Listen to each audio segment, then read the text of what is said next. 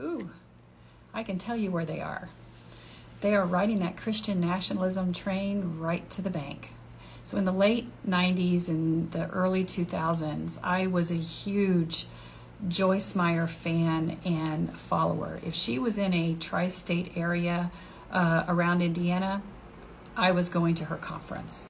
And I would get to every session early with my little notebook and my tithes for the weekend, and I stayed until the very end.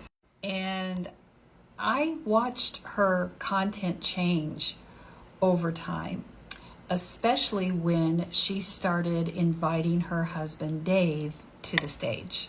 Now, some of you out there know exactly what I'm talking about, because he would immediately start his talk with a propaganda video, and in it he would show people protesting, and he would show people burning flags, and he would show the LGBTQIA plus community, and he would always show them in the most outrageous way to invoke fear into the conference attendees.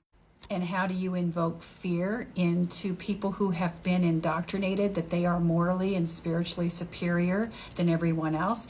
Then you show them the LGBTQIA plus community, anyone who doesn't look like, love like, or believe like you, they are considered the enemy.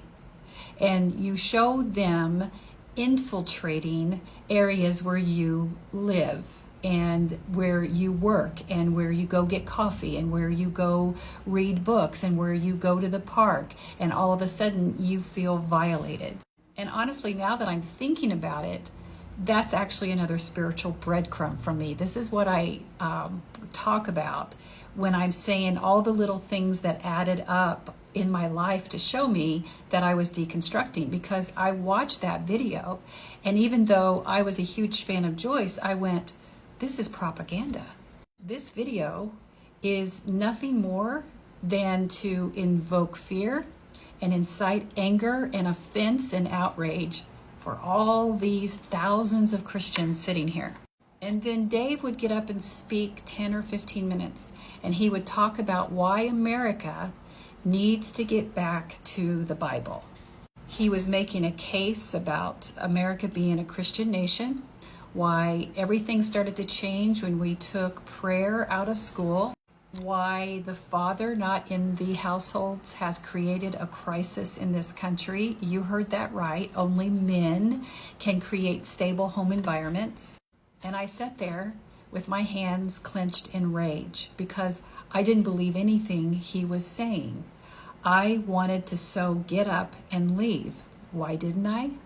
Because I was still firmly indoctrinated in that system, and I already knew that if I somehow pushed back against it, then I would suffer the repercussions. I would then be judged. Now, preachers like Joyce and Joel and all the other mega pastors preach a prosperity gospel. And if you notice, they have completely steered clear of any of the problems in this country related to Christian nationalism, climate change, any of that. Because at the end of the day, they are rooted in some kind of conservative, fundamentalist, apostolic, Pentecostal, evangelical type of Christianity. And those are the denominations where Christian nationalism got its roots. They also believe in dominion theology, so they believe that Christians should have dominion over all of the world, and they walk the 7 mountain mandate. Now, if you don't remember what that is, you can go look at my playlist and learn all about Christian nationalism. Okay, here's where I think we really are with Christianity here in America. If ministers aren't getting up and talking about the dangers of Christian nationalism, then they are not doing it for one of two reasons. Number one, their church leaders have told them not to.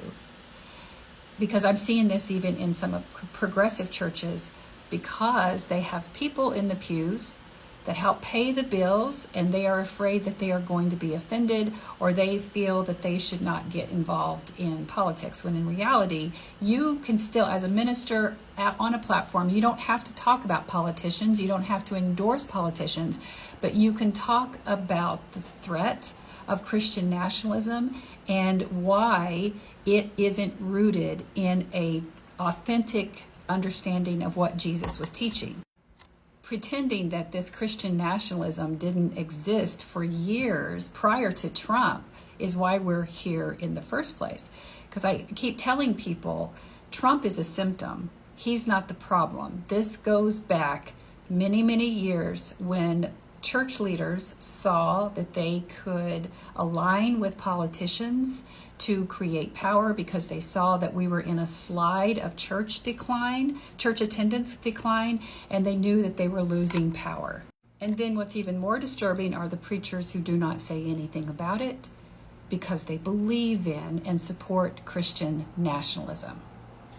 So when you see preachers like Joel Osteen and Joyce Meyer and anybody else who gets up every Sunday and all they're talking about is their typical talking points and never admitting or addressing the fact that we truly are facing an existential threat to our democracy, then they are more aligned with Christian nationalism than they are against it. Now, I'm mutuals with many pastors here who are talking against Christian nationalism. So don't say that I said this is about all Christianity. But it's going to take more of a cohesive effort, both inside the church and outside, and I do believe that's starting to happen. But if I were still churched, the first thing I would do is ask my church leaders and my pastor if they're going to talk about Christian nationalism. And if they aren't, ask them why.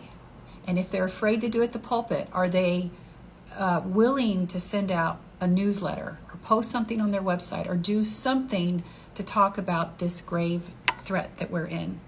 Because if they won't, you are more likely supporting a church that is entrenched in dominion theology, walking the 7 Mountain Mandate, and supporting Christian nationalism. It's probably time to leave.